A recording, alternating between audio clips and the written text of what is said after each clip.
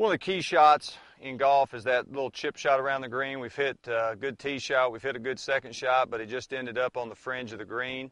And a chip shot is a low running shot, and then a pitch shot, which we'll look at later, is a higher shot that has to go over more, so it's a higher, more lofted shot.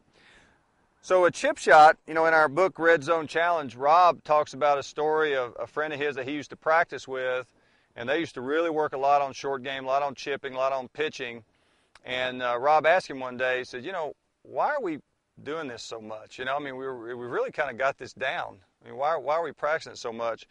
And he said, well, when you're a good chipper, you've got par for a partner.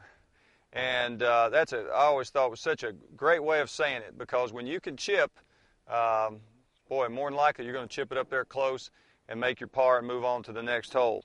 So in good chipping, we've discussed, if you've seen any of our other tips and ideas, we've talked about good impact. But I'll review that quickly.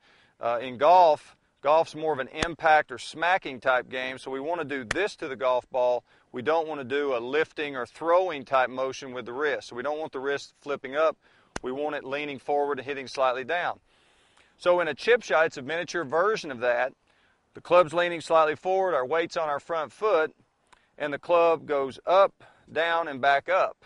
So it brushes the ground, and if you look at it, or were to look at it in slow motion, the handle's leaning slightly forward.